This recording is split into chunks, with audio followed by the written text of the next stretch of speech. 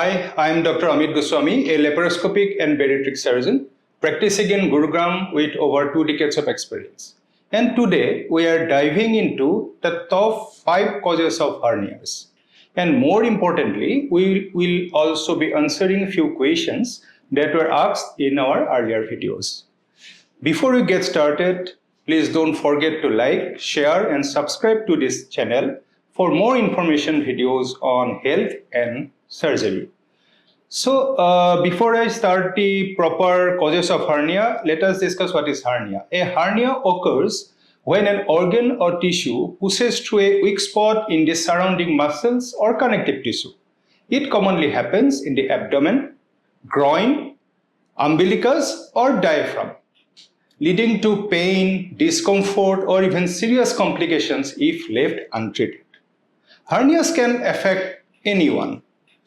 And so, recognizing the early signs is the key to preventing complications. So, what causes a hernia? Let's count down the top risk factors. Let's say number 1, chronic cough or straining. So, before going deep, if we consider 2 compartments, one is inside abdomen and outside abdomen, if for any reasons the intra-abdominal pressure rises, it can help in causing hernia.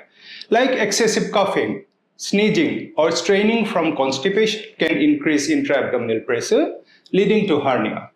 People with chronic respiratory conditions like chronic obstructive pulmonary disease are at definitely higher risk. Straining during urination due to prostate enlargement can also contribute. So what you need to do to reduce your risk? To treat chronic cough promptly, stay properly hydrated and make it a point to eat fiber-rich food to prevent constipation. Seek medical help for chronic respiratory disease or prostate issues. Second factor is obesity and weak abdominal muscles. Excess body weight puts added pressure on the abdominal wall, making it more likely for tissue to push through. Weak core muscles further increase this risk. Poor posture can also help by contributing to weakening the abdominal wall over time. So to reduce your risk, maintain a healthy weight through diet and regular exercise. You need to strengthen your core muscles with low impact exercises like planks and yoga. Maintain a good posture to reduce unnecessary strain on abdominal muscles. Next factor is heavy lifting with proper guidance and technique.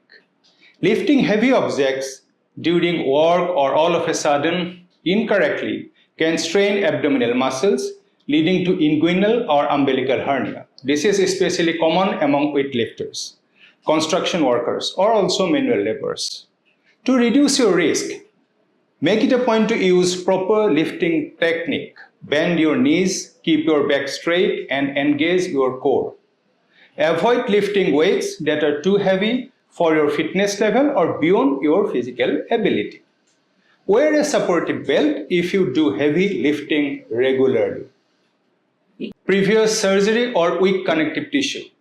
If you had an abdominal surgery, your muscles may be weaker, increasing the risk of an incisional hernia. Some people also have a genetic predisposition to weak connective tissue, making hernias more likely to run in families. Smoking and poor nutrition can further weaken connective tissues.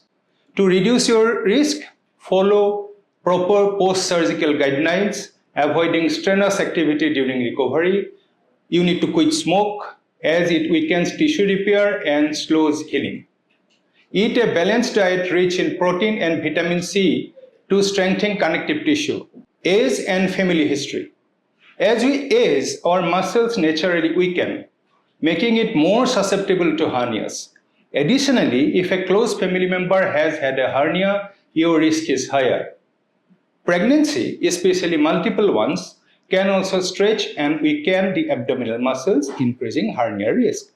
So, to reduce your risk, always stay active to maintain a muscle strength, get regular checkups, especially if you have family history of hernia. Women should perform core strengthening exercise post-pregnancy to restore the abdominal strength. So how to identify the hernia? If you wonder if you have a hernia, so what are the key signs? A bulge in the abdomen or groin that appears when standing or straining and goes back while lying down. Sometimes it can cause pain or discomfort when lifting, cuffing, or bending.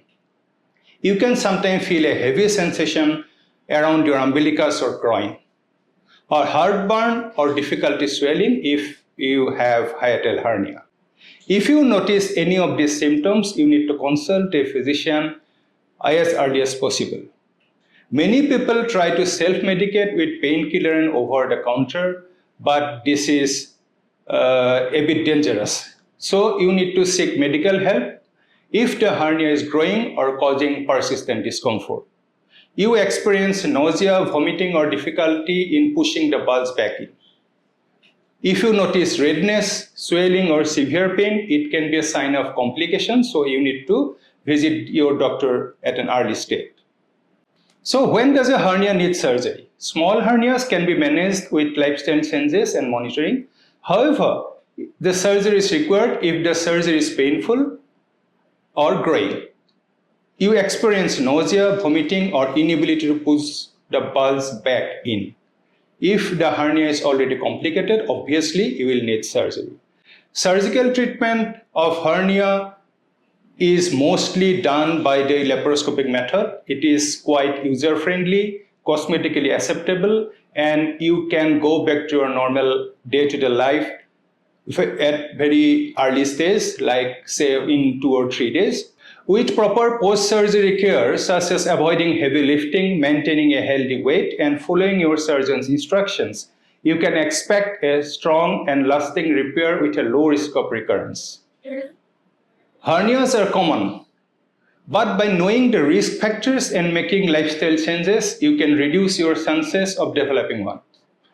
If you found the video helpful, hit the like button, share it with your friends, and subscribe for more expert insights on surgical conditions.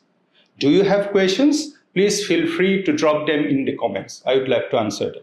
Thank you.